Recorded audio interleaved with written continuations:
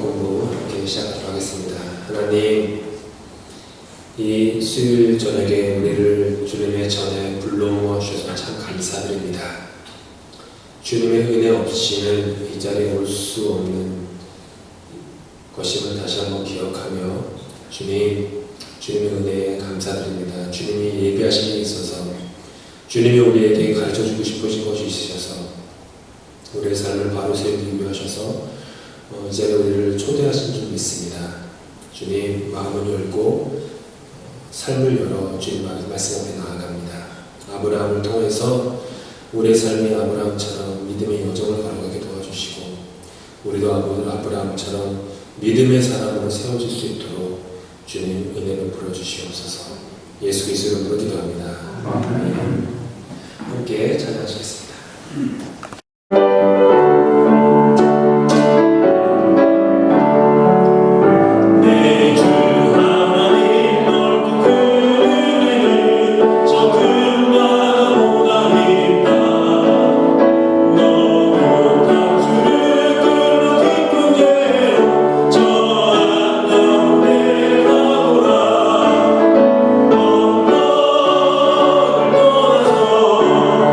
참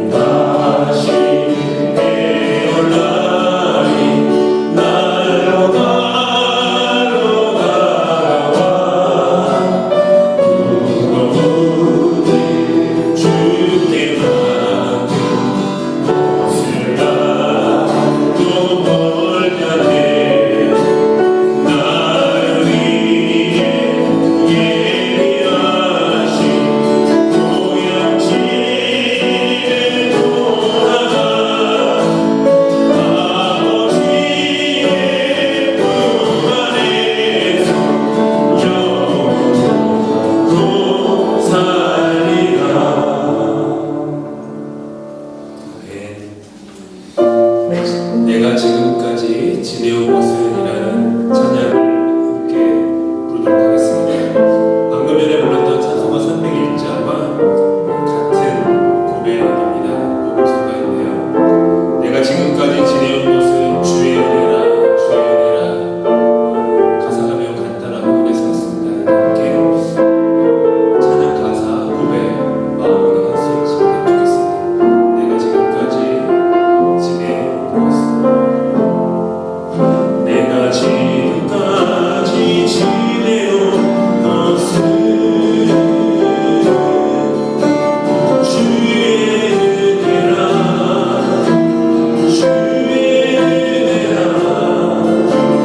지금까지 지내온 것은 내가 지금까지 지내온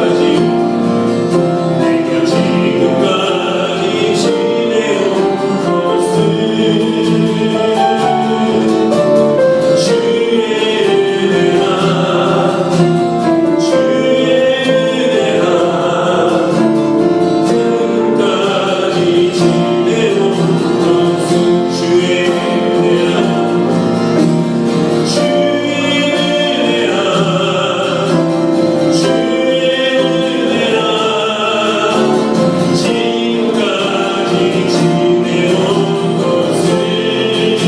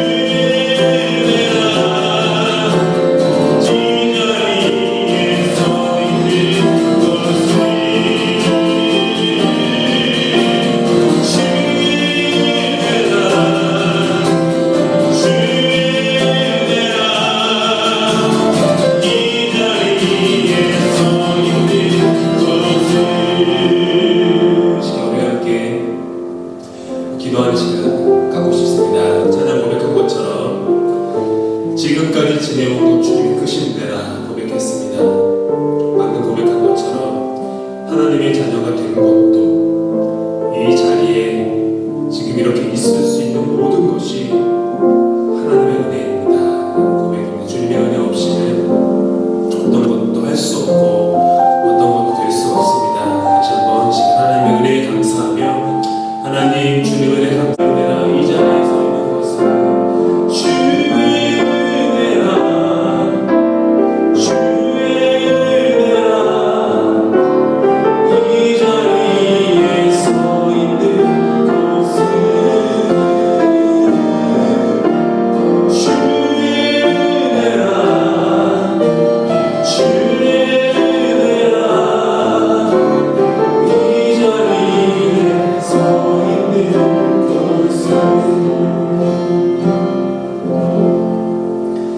기도하시겠습니다.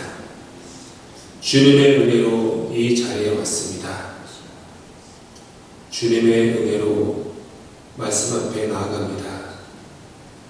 말씀이 육신이 되신 것처럼 주의 말씀 우리 삶에 맺혀지기 원하며 하나님 아브라함처럼 우리도 그 믿음의 길을 걸어가도록 도와주시옵소서. 아브라함처럼 실수하고 실패하고 거짓말하는 우리들의 연약한 모습이 있지만 그럼에도 불구하고 우리 인생 가운데 친히 찾아오셔서 주님을 따르게 하시고 주님의 나라를 꿈꾸게 해주시니 감사합니다. 모든 것이 주님의 은혜입니다. 하나님의 은혜로 우리도 아브라함처럼 믿음의 삶을, 믿음의 가정을, 믿음의 교회를, 믿음의 사회를 세워나갈 수 있도록 주님 은혜 베풀어 주시옵소서. 예수 그리스도의 이름으로 기도합니다. 아멘.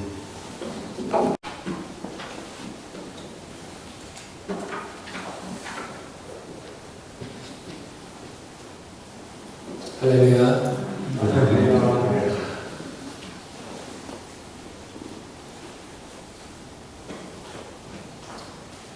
주님의 은혜이죠.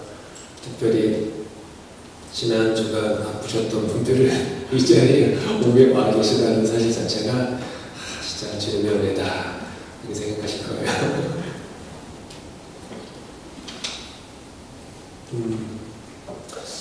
믿음에 대해서 우리가 함께 공부하고 있습니다. 기도한 것처럼 정말로 아브라함처럼 믿음의 삶을 살아갈 수 있기를 원합니다.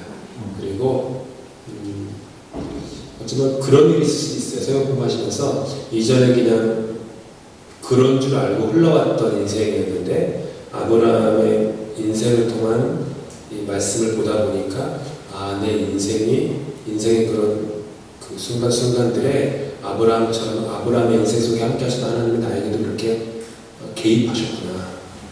이런 것들을 느끼시면서 해석하실 수 있거든요. 그래서 그런 일들도 있으면 좋겠습니다. 기독교가 타 종교와 다른 점이 있습니다. 뭔지 아시나요? 여러 가지가 있지만 가장 중요한 차이점이 하나가 있습니다. 그리고 이 가장 중요하고 뚜렷한 차이점인데 타 종교의 신은 인간이 신에게 찾아갑니다. 인간이 신에게 찾아가요. 그런데 기독교는 하나님이 인간에게 찾아오십니다. 이게 가장 중요한 차이점이에요. 몇 주 후면 이제 성탄절이죠. 벌써 그 성탄절이 다가오고 있어요. 11월 27일부터 대강절 혹은 대림절, 영어로는 애드벤트, 기다린다는 뜻이죠. 애드벤트 시작되고 성탄절을 맞아서 절정일이죠. 매년 그리스도인들에게 기억하고 제정해 주신 성탄이라는 절기가 무엇입니까? 바로 하나님이 인간에게 찾아오셨다. 그게 성탄절의 핵심이에요. 세계 모든 종교는 인간의 신을 찾아가지만 성탄절에서 주는 메시지는 하나님이 인간을 믿고 우리의 시간과 공간 속으로 찾아오셨다. 들어오셨다. 이거죠. 그 하나님을 우리는 살아계신 하나님이라고 고백합니다. 어제도 오늘도 내일도 영원토록 동일하신 하나님. 그 고백이 뭐냐 하면 성탄의 하나님이 2000년 후에 지금 오늘 11월 2일이죠. 오늘이 11월 2일 오늘 우리의 삶에 함께 하신 하나님이라는 고백이에요. 즉 하나님이 11월 2일 지금 한 7시 한 50분 됐는데 지금 우리의 이 공간과 우리의 시간 속에 하나님이 여전히 찾아오신다 라는 게 그 고백이죠. 말씀이 육신이 되셨다 라는 놀라운 선포로 요한복음이 시작됩니다. 그처럼 하나님은 우리에게 말씀으로 찾아오세요. 그래서 이제 성경 공부한다고 할 때 성경 공부 그러니까 마치 학교 공부, 과외 공부, 학원 공부처럼 느껴질 수도 있겠지만 성경 공부라는 그 말에 담긴 의미는 말씀으로 우리 인생에 찾아오시는 하나님을 우리가 만납니다 라는 뜻이에요. 말씀은 구약이 있고 신약이 있습니다. 구약은 옛 약속, 신약은 새 약속이라는 뜻이죠. 그렇게 우리에게 하나님께서 약속의 말씀으로 찾아오신다 라는 뜻이죠. 지난주 복습해드리는 거예요, 지금 제가. 그런데 연약한 우리는 이렇게 우리 인생에 찾아오시는 주님이 계심에도 불구하고 매우 자주 넘어집니다. 매우 자주 실패합니다. 믿음의 조상 아브라함도 다를 바가 없었다라는 사실에 저는 제 나름대로 위로를 받습니다. 아브라함도 저랬는데 하물며 나는 두말할 나위 없지. 그러니까 아브라함을 보면서 위로가 돼요. 아브라함은 큰 기근으로 살 길을 찾아 약속의 땅 가나안을 등지고 떠나 약속의 경계를 넘어서 애굽이라는 그 세상 방법으로 내려갔어요. 불안과 근심이 자신의 인생을 덮치니까 내가 가진 수단과 방법과 내가 가진 머리를 이용해서 그것을 해결하려고 했던 것이죠. 그래서 가나안이라는 약속의 땅에 있어야 한다라고 하는 하나님의 약속에도 불구하고 그 경계를 자기 제발 스스로 등지고 떠나서 애굽이라고 하는 약속의 땅과는 거리가 있는 먼 그곳으로 들어가는 거예요. 자신의 방법으로 내려가니까 걱정과 불안이 막 오는 거죠. 걱정과 불안에 내 마음을 다 내어주게 되니까 그 결과는 스스로 구원할 수도 없으면서도 스스로 구원하고자 하는 그런 거짓의 수렁에 빠지게 된 거죠. 그래서 거짓말을 해요. 아브라함이 거짓말. 그러니까 인생이라는 것은 진실과 진리 위에 세워져야만 하는데 믿음의 사람은 두말할 나위가 없죠. 근데 아브라함은 걱정과 불안이 엄습해서 그것을 해결하기 위해서 자신의 방법으로 수단과 방법으로 그 일을 해결하려고 하다 보니까 당연한 결과로서 거짓이라는 것이 그의 삶에 틈타게 된 거죠. 그래서 거짓말을 하죠. 그렇게 거짓말을 하면서 아브라함과 가장 가까운 사람, 자기 아내의 관계도 망가지죠. 왜냐하면 관계라는 것은 언제나 믿음의 기반을 둬야 되기 때문에 모든 관계의 그 초석은 파운데이션은 믿음이거든요. 믿음. 근데 믿음이 아닌 거짓으로 흘러가 버리니까 관계 역시 망가져 버리는 거죠. 마치 모래 위에 지은 집처럼 관계가 흐트러져 버리죠. 아브라함은 그렇게 스스로 구원할 수 없는 지경에 빠지고 말아요. 근데 아까 서두에 말씀드린 것처럼 그런 그에게 하나님이 찾아오셔서 그를 구원하여 주십니다. 하나님이 찾아오셨어요. 성경을 자세히 보시면 아브라함이 곤경 속에 하나님을 울부짖은 게 아니라 그냥 하나님이 찾아오셨어요. 덕분에 아브라함은 다시 가족을 데리고 애굽에서 헤브론으로 올라가죠. 헤브론의 뜻은 그 어원상 친밀한 관계 이런 뜻이 있다고 했죠. 그래서 하나님과의 관계로 올라간 거죠. 예배의 자리로, 다시 말씀의 자리로, 예배의 자리로 올라가게 되고 그렇게 올라가게 되니까 사라와의 관계도 회복이 되었습니다. 그런데 아브라함은 여전히 연약한 인간이어서 똑같은 실수를 반복합니다. 24년이 지난 후에 그랄이라고 하는 땅에서 똑같이 거짓말을 하죠. 그랄의 뜻이 뭐냐고 말씀드렸냐면 그랄의 뜻은 잠시 머무는 땅이라고 했어요. 그랄의 뜻은 잠시 머무는 땅. 잠시 머무는 땅. 그러니까 아브라함은 약속이라고 하는 가나안 안에 있긴 했지만 가나안 안에 있는 그 중심에 있지 않고 그 변두리, 언저리에 살짝 자신의 그 믿음의 인생을 걸치고 있었던 거예요. 그날. 그러니까 애굽으로 내려갈 때에는 삶이 너무 어려워서 수렁에 빠졌고 거짓이라는 수렁에 빠졌고 그날에 머물 때에는 삶이 꽤 편안해가지고 수렁에 또 빠져요. 두 가지 경우가 다 있어요. 삶이 힘들어서 수렁에 빠지기도 하고 삶이 너무 편해서 수렁에 빠지기도 하는 것이 하나님을 잊어버립니다. 우리 역시 삶의 고난 가운데 하나님을 잊어버린 채 스스로의 방법을 찾을 때도 있지만 삶이 편안할 때 영적으로 나태해지고 교만해지는 경우도 아주 많습니다. 그럼에도 불구하고 하나님께서 아브라함에게 다시 찾아오세요.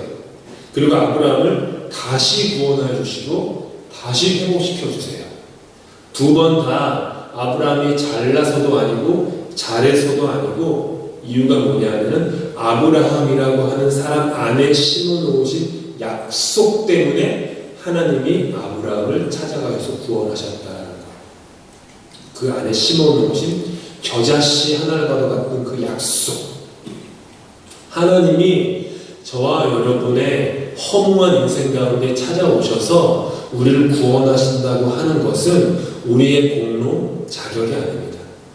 우리 안에, 우리의 존재 안에 심어놓으신 그 작은 겨자씨 하나과도 같은 그 약속, 그 약속의 말씀, 그 말씀을 하나님께서 당신 스스로 지키시기 위해서 실수와 실패와 거짓과 죄의 수렁에 빠져있는 우리에게 계속해서 찾아오셔서 또 구원하시고 또 구원하신다 라는 것이죠.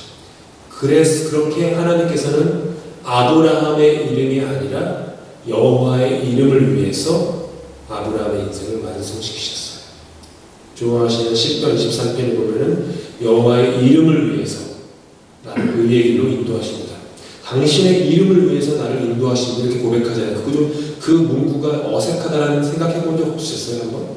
여호와의 이름을 위해서 나를 의의 길로 인도하는 게 뭐지? 여호와의 이름, 나의 이름이 아니라 내 안에 심어놓으신 여호와의 그 이름, 그 말씀의 씨앗, 약속의 씨앗, 그것을 위해서, 그것 때문에 우리를 의의 길로 인도하신다. 다윗은 그걸 알았던 거예요. 다윗은 얼마나 잘못과 실수가 많았던 사람입니까? 그걸 알았던 거예요. 다윗이라는 이름을 위해서가 아니라 내 안에 있는 여호와의 이름을 위해서 나를 지키시고 보호하시고 인도하시는구나. 군대가 나를 대적하여 칠지라도 내 안에 담긴 여호와의 이름 때문에 여호와께서 내 편에서 나를 지키시고 이기게 하시는구나.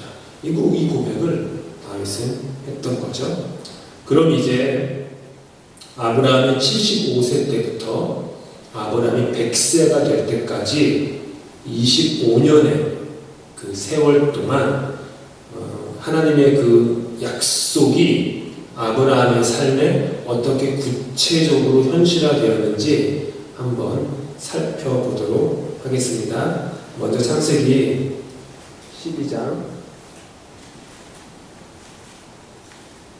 12장 1절부터 4절까지 함께 읽도록 하겠습니다. 스크린에 나와 있습니다. 창세기 12장 1절부터 4절까지 말씀입니다. 함께 교독하겠습니다. 제가 먼저 읽겠습니다. 여호와께서 아브라함에게 이르시되 너는 너의 고향과 친척과 아버지의 집을 떠나 내가 내게 보여줄 땅으로 가라.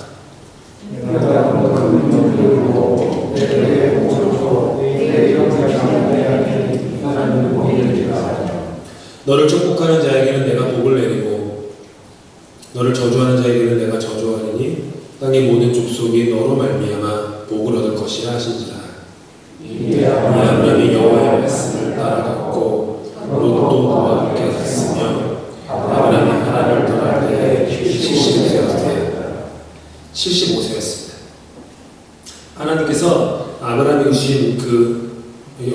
보면은 노란색이 있습니다. 내가 너로 큰 민족을 이루고, 내가 너로 큰 민족을 이루겠다. 큰 민족을 이루려면 뭐가 있어야 돼요? 아브라함이 아들을 낳아야 되는 거예요. 당연하죠.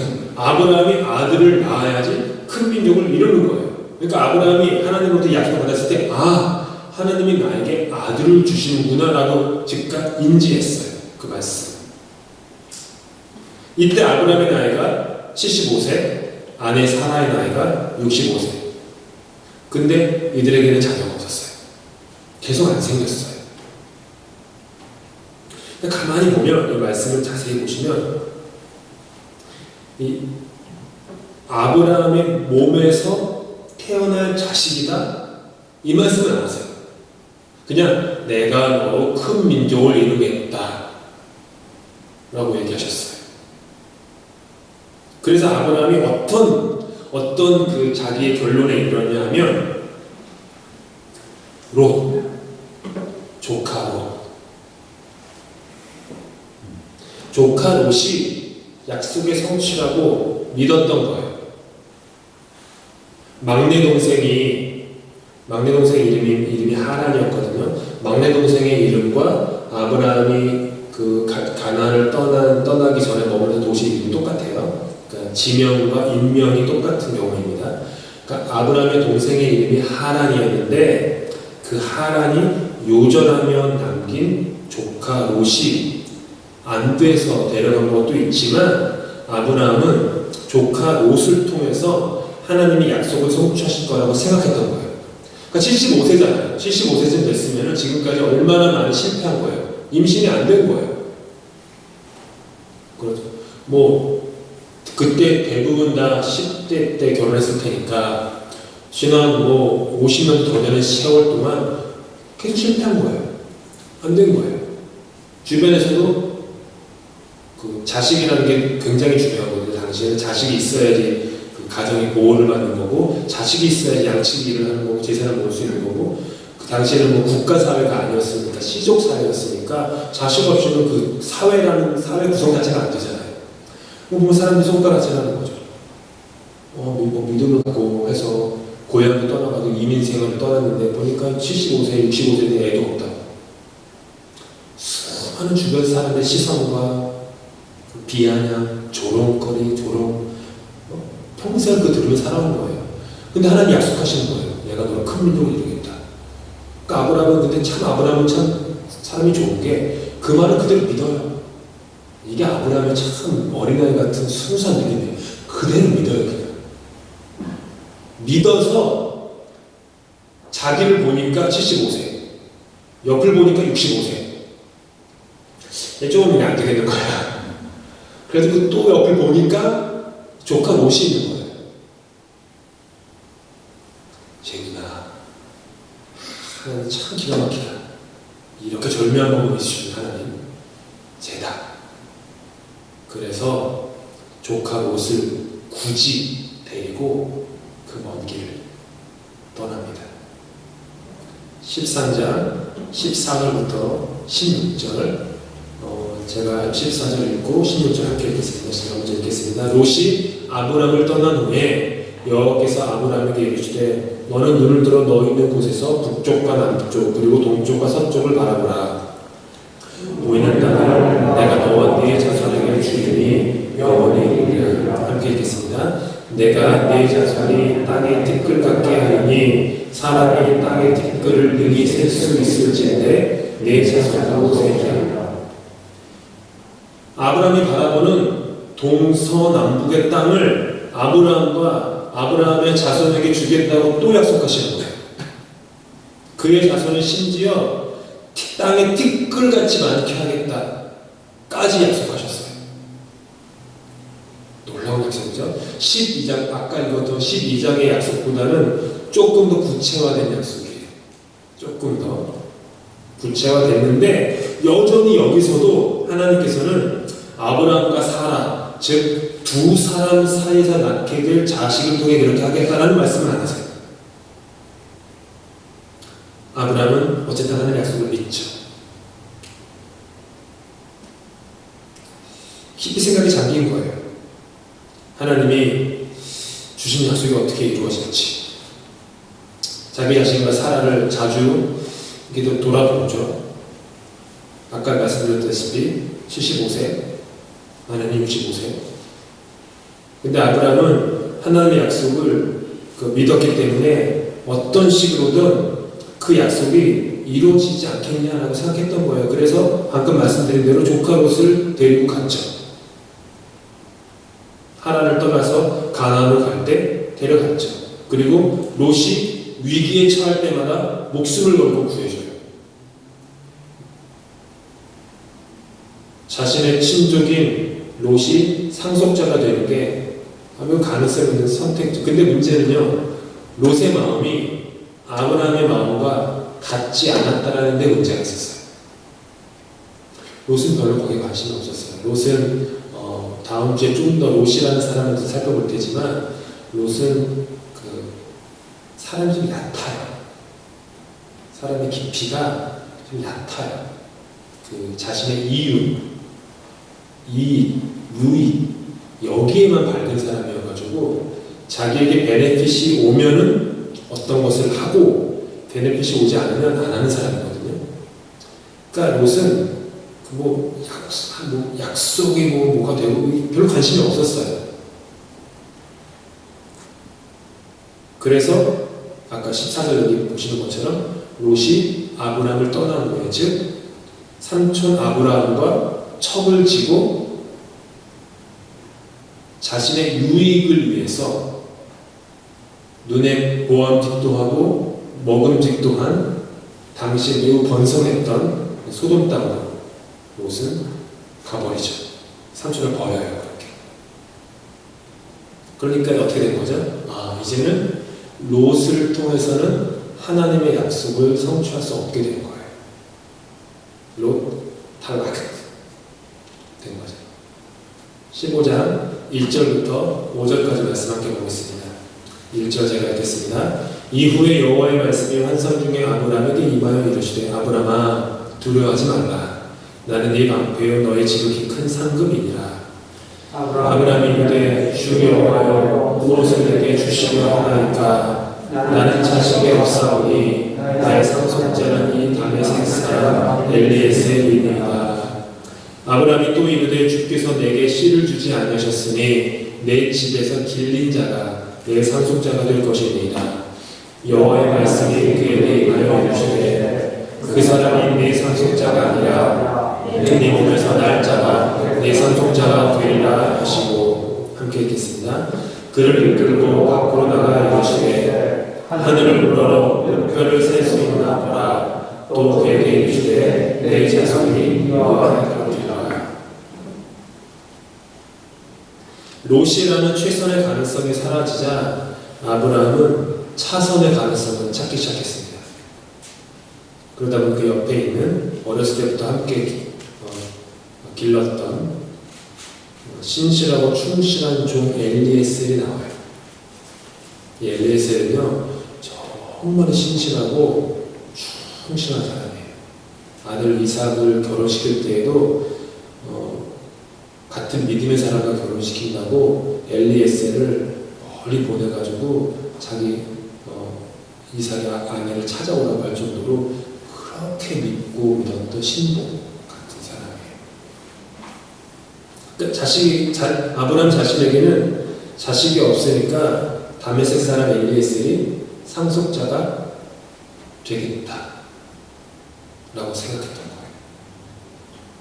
여기서 중요한 게 아브라함이 하나님의 약속을 안 믿어 가지고 자신의 몸에서 난 자식이 아닌 엘리에셀이 상속자가 될 것이다 라고 생각했던 게 아니에요. 하나님의 약속을 믿어서 그 약속을 이루게끔 해드리고 싶어서 생각했던 결론의 도출이 엘리에셀이었던 거예요. 이걸 잘 아셔야 돼요. 어떤 것들이 믿음으로 하나님을 향한 믿음과 헌신으로 어떤 일을 한다고 할 때 그 모든 것들이 하나님 보실 때 이렇게 하나님 방식은 아니라 있는 거예요. 아브라함이 지금 딱 그 경우죠. 자기 나름대로 약속이 어떻게 이루어질지 고민해서 내린 인간적 결론이죠. 물론 당시에는 충실한 종을 양자로 입적하여서 상속하는 경우가 많았으니까 매우 합리적이기도 한 결론이었습니다. 그런데 하나님께서는 아까 읽은 것처럼 아브라함에게 엘리에셀이 아니라 그 사람이 네 상속자가 아니다. 네 몸에서 날 자가 내 상속자가 되리라 라고 조금 더 구체적으로 말씀합니다. 그러니까 지금 여러분이 하나님의 언약 말씀의 플로우를 좀 보셔야 돼요. 점점 조금씩 이렇게 내려오다 하시는 거예요. 하나님 시간이 지나면서 조금씩 구체화되는 거예요. 하나님이 언제나 우리에게 이렇게 하시죠. 시간이 지나면서 구체적으로 이렇게 만드시죠. 처음부터 물론 인간적인 마음으로 처음부터 이삭을 줄 거야. 75세 때 하나님이 아브라함을 찾아가셔서 25년만 기다려. 그러면은 아들을 너와 너의 아내 사라를 통해서 아들을 줄 텐데 그 아들의 이름을 이삭이라 하고 걔를 통해서 내가 너로 민족을 이룰 거야 라고 얘기하면 얼마나 좋겠어요. 그럼 25년 지나가는 동안에 그냥 주와 함께 길 가는 거 즐거운 일 하는가 이러면서 25년 지날 수 있어요. 근데 하나님 그렇게 안 하세요. 하나님 그렇게 안 하세요. 하나님 그 사람이 연단과 훈련을 통해서 전문가치 나오길 원하시기 때문이에요. 믿음의 사람으로 거듭나기 원하시기 때문에 하나님은 그렇게 시간을 두세요. 시간을 두세요. 사라로 한번 관점을 돌려볼까요? 사라는요, 남편 아브라함에게 주어진 하나님이 주신 여러 약속들을 잘 알고 있었어요. 비록 직접 그 약속을 받지는 못했지만 남편과 생활하니까 남편으로부터 여러 번 들었어요. 그리고 그 약속을 믿었기 때문에 그녀도 남편이 길 떠나자라고 할 때 그냥 두말하지 않고 길을 떠날 수 있었어요. 사라도 나름 하나님을 믿었던 거예요. 그 좋은 갈대아 우르를 떠나고 하란을 떠나서 이방 땅 가나안으로 가자고 한 남편 말에 큰 반대를 하지 않고 나름대로 자신의 본토 친척, 자기 나름의 아버지 집을 떠난 것은 그녀 역시 남편에게 주어진 약속을 믿었기 때문이에요. 아브라함은 그녀에게 종종 그들의 충실한 종 엘리에셀을 상속자로 삼는 게 어떠냐라는 말을 했겠죠. 너무나도 믿음직하고 충직한 엘리에셀이었거든요. 그러니까 그녀도 역시 엘리에셀 정도면 약속의 성취인 상속자가 될 수 있겠다라고 생각했어요. 근데 어느 날 남편이 그녀에게 와서 말하는 거예요. 하나님 나에게 다시 찾아오셨어. 근데 하나님이 그러시되 엘리에셀이 아니래. 내 몸에서 낳게 될 아들이 상속자가 될 것이라고 하시네. 이렇게 말했던 거예요. 사라가 고민에 빠졌어요. 그래, 롯도 아니고 엘리에셀도 아니야. 근데 내 남편 아브라함 남편의 몸에서 날 아들이 상속자야. 그래? 사라가 머리를 굴리기 시작해요. 16장 1절부터 16절까지 함께 보겠습니다. 함께 교독합니다. 아브라함의 아내 사라는 출산하지 못하였고 그에게 한 여종이 있으니 애굽 사람이요 이름은 하갈이라. 사라가 아브라함에게 이르되 여호와께서 내 출산을 허락하지 아니하셨으니 원하건대 내 여종에게 들어가라. 내가 혹으로 말미암아 자녀를 얻을까 하노라 하매 아브라함이 사라의 말을 들으니라. 아브라함의 아내 사라가 그 여종 애굽 사람 하갈을 데려다가 그 남편 아브라함에게 첩으로 줄 때는 아브라함이 가나안 땅에 거주한 지 10년 후였더라.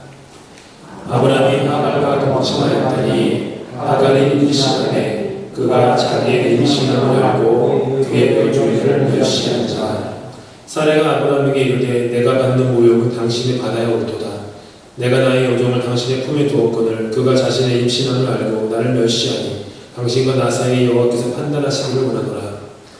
아브라함이 사라에게 이르되 당신의 여종은 당신의 수중에 있으니 당신의 눈에 좋을 대로 그에게 행하라 하며 사라가 하갈을 학대하였더니 하벨이 사례 앞에서 도망하였더라.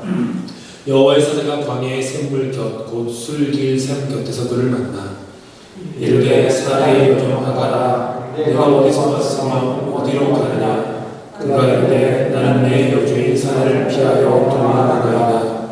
여호와의 사자가 그에게 이르되 내 여주인에게로 돌아가서 그 수하에 복종하라.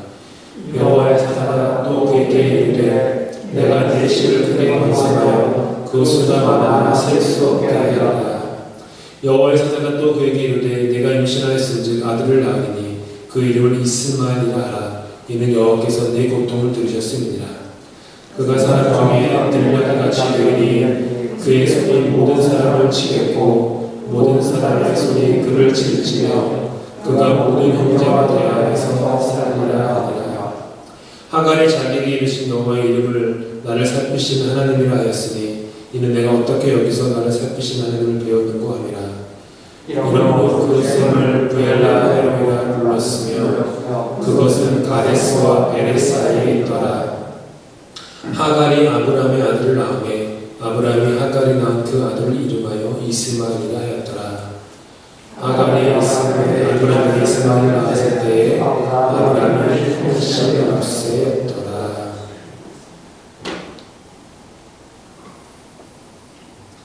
사라는 여전히 아기를 갖지 못한 상태였어요. 가나안을 떠난 지 10년이 흘렀습니다. 아브라함은 85세, 자신은 75세가 된 거예요. 주변의 시선도 따갑고 나이 들어가는 육체를 볼 때 부담은 커져만 갔습니다. 이때 그녀가 주위를 둘러보니까 자신의 여종 하갈이 눈에 들어오는 거예요. 부부가 똑같죠. 남편의 눈을 들어보면 롯이 보이고 엘리에셀이 보이고 또 사라도 나름대로 눈을 이렇게 둘러보니까 이제 하갈이 보였던 거예요. 이 하갈이 누구냐면 그 기근을 피해서 애국으로 갔을 때 남편의 거짓말 덕분에 얻은 여종이었어요. 이 여종은 그 사라에게 속한 여종이었어요. 아브라함의 여종이 아니라 사라의 여종이었어요. 그러니까 사라가 생각한 거예요. 그래? 내 남편의 몸에서 낳게 될 자가 상속자가 된다고 하셨다고? 그러면 내 여종, 내 소유인, 내 여종 하갈을 남편에게 주면 되겠네? 라는 아이디어를 낸 거예요. 당시 관습에 따라 여종의 아들은 곧 여주인의 아들이 되기 때문이었어요. 사라는 남편이 롯과 엘리에셀의 경우처럼 나름의 결론을 내린 것이죠. 아까 읽었던 2절에 보니까 여호와께서 나에게 출산을 허락하지 않으셨다라고 과거형으로 말한 것처럼 사라가 그렇게 얘기한 것처럼 그녀는 자기 나름대로 결론을 내린 거예요. 인간이 결론을 내리면 남는 건 인간의 방법밖에 없습니다. 그래서 여종 하갈을 남편에게 주는 인간적인 방법을 취해요. 다시 한번 말씀드리지만 사라 역시도 하나님의 약속을 믿지 못해서가 아니었어요. 하나님의 약속을 믿긴 믿었는데 자기의 방식과 자기의 시간표에 따라서 믿었기 때문에 그랬던 거예요. 남편과 차이가 있다면 아브라함은 하나님한테 엘리에셀이라고 생각합니다 라고 물어보았고 사라는 하나님께 묻지 않고 결론을 내렸을 뿐이죠. 물론 아브라함은 사라의 이 아이디어를 제안을 거절할 수 있었습니다. 그런데 아브라함은 거절하지 않아요. 그냥 아내의 그 제안을 그대로 받아들여요. 하나님이 자기의 몸에서 낳은 아들이어야 한다라고 말씀하셨고 아내 사라는 나이가 많이 들고 스스로도 아기를 갖지 못한다라고 얘기했기 때문이었죠. 이 두 사람은요, 아브라함, 사라 이 두 사람은 둘 다 하나님의 약속을 믿었고 그 약속을 이루어가는 과정을 거치기는 했지만 자기 방식으로 믿었다. 한국 속담에 뭐로 가도 서울로만 가면 된다 라는 말이 있죠. 어떤 방식을 취하건 원하는 결과만 얻어내면 된다 라고 하는 인간적 방법을 취했던 거예요. 그래, 뭐로 가도 서울로만 가면 되지, 뭐로 가도 상속자만 알면 되지, 이랬던 거죠. 그리고 아브라함의 나이 86세, 즉 그들이 가나안으로 이주한 지 11년째 되는 해에 여종 하갈에게서 이스마엘을 얻습니다. 그리고 이 이스마엘을 자신들의 하나님이 자신들에게 주신 약속의 성취로 알고 길러요. 다 이루었다라고 생각하면서 그렇게 13년의 세월이 또 흐릅니다. 18장 9절부터 15절 말씀 함께 읽겠습니다. 제가 먼저 읽겠습니다. 그들이 아브라함에게 이르되 네 아내 사라가 어디 있느냐? 대답하되 장막에 있나이다. 그가 이르시되 내 이맘때 내가 다시 이르기로 돌아오니 내 아내 사라에게 아들이 있으리라 하시니 사라가 그 뒤 장막문에서 들었더라. 아브라함과 사라는 나이가 많아 늙었고 사라에게는 여성의 생리가 끊어졌는지라. 사라가 속으로 웃고 이르되 내가 용사였고 내 주의 용력을 쓰니 내게 무슨 즐거움이 있으리요. 여호와께서 아브라함에게 이르시되 사라가 왜 웃으며 이르기를 내가 늙었거늘 어떻게 아들을 낳으리요 하느냐. 여호와께서 능하지 못한 일이 있겠느냐. 기한이 이를 때에 내가 내게로 돌아오리니 사라에게 아들이 있으리라. 함께 읽겠습니다. 사라가 두려워서 부인하여 이르되 내가 얻지 아니하리이다. 이르시되 아니라 내가 웃었노라. 9절에서는 그들, 10절에서는 그라고 되어 있어요. 보시면 그들은 그 하나님의 천사 두 명의 천사를 가리키는 거고요. 10절에 나오는 그는요 하나님 자신을 말씀하시는 거예요. 다음 주에 좀 더 자세히 살펴볼 텐데요. 그래서 하나님과 천사들이 아브라함에게 찾아오신 거예요. 사라는 여기 보시는 것처럼 여성의 생리가 끊어졌는지라. 그런데 내년 이맘때 아들을 낳을 것이다.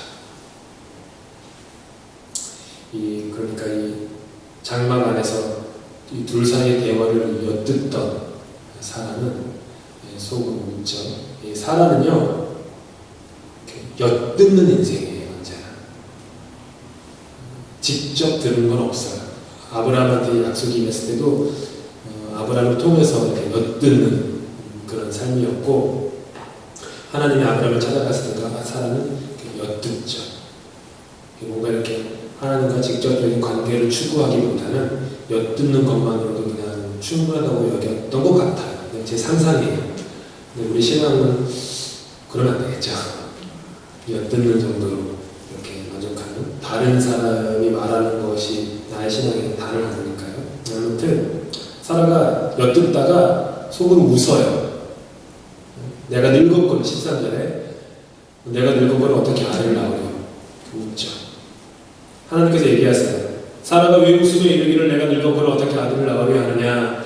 여호와께 능하지 못한 일이 있겠느냐. 기한이 이를 때에 내가 내게로 돌아오리니 사라에게 아들이 있으리라. 두 사람을 향한 메시지는 분명한 거였어요. 여호와께서 능하지 못한 일이 있겠느냐. 사라에게서 아들을 낳을 거다. 이제 완성 퍼즐 조각이 된 거예요. 아브라함, 너와 사라 두 사람 사이에 낳을 아들이 상속자가 될 것이고 그 아들을 통하여서 민족을 이룰 것이다. 이 얘기를 하시는 거죠. 그래서 하나님이 두 사람에게 25년이라는 시간을 주셨던 거죠. 25년 전에 이루어졌으면요, 두 사람은 자신들의 방법과 자신들의 힘으로 이루어진 것이라고 생각하여서 자신들에게 영광을 돌릴 거예요. 능하지 못하심이 없는 하나님은 결코 믿지 못하게 되겠죠. 자신의 능함으로 일을 해결했기 때문에 딱 신앙의 수준이 거기까지 있는 거죠. 내 능함으로 모든 일들을 해결하는. 근데 25년의 세월이 지나면서 아브라함은 자신의 생각과 방식으로, 사라는 사라의 생각과 방식으로 결론을 내리고 실행에 옮겼는데 계속 시행착오를 거쳤어요. 그러면서 자신들도 모르는 사이에 믿음의 사람으로 세워졌던 거예요. 25년 동안. 25년도 끝은 아니지만 어쨌든 그 25년이라는 그 시간 동안에 그 믿음의 사람으로 세워진 거예요. 어떤 믿음의 사람이죠? 능하지 못하심이 없는 하나님을 믿는 신앙. 그것으로 된 거예요. 한번 보세요. 처음엔 롯이었고 룻과 롯이 달라요. 롯은 이제 여인, 그 나오미, 그 롯이고요. 롯은 이제 아브라함 조카, 롯. 그 다음에 엘리에셀, 그 다음에 이스마엘, 그리고 여러분이 잘 아시는 마지막 이사. 이게 지난 25년 동안 아브라함과 사라가 겪었던 시행착오였고, 그리고 인간의 관점에서 볼 때 시행착오였고, 하나님의 관점에서 볼 때는 언약의 완성이었어요. 약속의 완성이었어요. 이 네 사람은 넷다 우리의 믿음의 수준을 상징하는 것 같습니다. 롯은요, 옛것을 상징해요. 본토 친척 아비집에서 온 사람이잖아요. 옛것, 익숙한 것, 친숙한 결론. 세상의 기준에 따라 가장 흔하고 가능성이 높은 방식. 롯의 뜻은 가리웠다라는 뜻입니다. 가리웠다. 옛것, 옛 성품, 옛 습관, 옛 방식, 익숙한 보호막이 되는 본토 친척 아비집이 주는 것으로 하나님의 약속이 가리워진 것. 이게 롯이에요. 엘리에셀은 나의 능력과 권한으로 내 인생을 경영하고자 하는 인간의 모습을 상징합니다. 아브라함은 남종이었던 엘리에셀을 상속자로 삼을 능력과 권한이 있었어요. 모든 권세가 아브라함에게 있었어요. 아브라함 뜻대로 엘리에셀을 다룰 수 있었어요. 나의 힘과 나의 권세, 나의 능력, 나의 권한으로 내가 내 삶을 경영하고 결론을 내리는 것. 하나님의 뜻조차도 내 능력과 나의 권위와 나의 권세로 이루어낼 수 있다라고 하는 그 자신감 같은 거예요. 평생 그렇기 때문에 하나님의 전지전능하심을 깨닫지 못한 채 살아가게 됩니다. 자신의 능력의 바운더리에 가둬져 있기 때문이죠. 나에게 하나님의 뜻을 이루어나가는 충분한 힘이 있다라는 착각 속에 빠지게 돼버리는 거예요. 이스마엘은 뭘까요? 이스마엘은요, 말씀과 세상의 혼합이에요. 자동차 중에 그 하이브리드 차가 있잖아요. 하이브리드 차가 혼합이라는 혼합차죠. 전기와 가솔린의 적절한 혼합. 이스마엘은 하이브리드예요. 말씀과 세상의 혼합. 아브라함의 입장에서 보면은 이스마엘은 분명 자신의 아들이에요. 그런데 갈라디아서 4장 22절, 23절은 이스마엘과 이삭을 전혀 다르게 평가해요. 기록된 바 아브라함에게 두 아들이 있으니 하나는 여종에게서 하나는 자유 있는 여자에게서 낳다 하였으며 여종에게서는 육체를 따라 낳고 자유 있는 여자 사라져 여자에게서는 약속으로 말미암았느니라. 이스마엘은 종의 자녀, 이삭은 자유의 자녀. 이스마엘은 육체를 따라 낳고 이삭은 약속을 말미암아 낳다. 즉 이스마엘은 아브라함의 피를 이어받았지만 인간적인 방법으로 태어났기에 그는 육체의 아들이지 약속의 아들은 아니다 라고 하는 거예요. 이렇게 하나님의 약속이라는 말씀과 인간의 방식과 방법이라는 세상이 교묘하게 혼합된 결과물이 이스마엘이었던 거예요.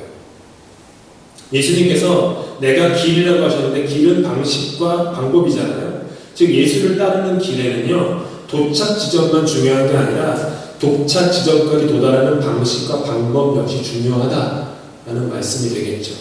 악한 방식, 거짓된 방식, 방법으로 어떤 것을 성취해서 그것으로 좋은 일에 쓴다고 하더라도 그 악한 방식과 거짓된 방법이 순식간에 이루어지는 것은 아니겠죠.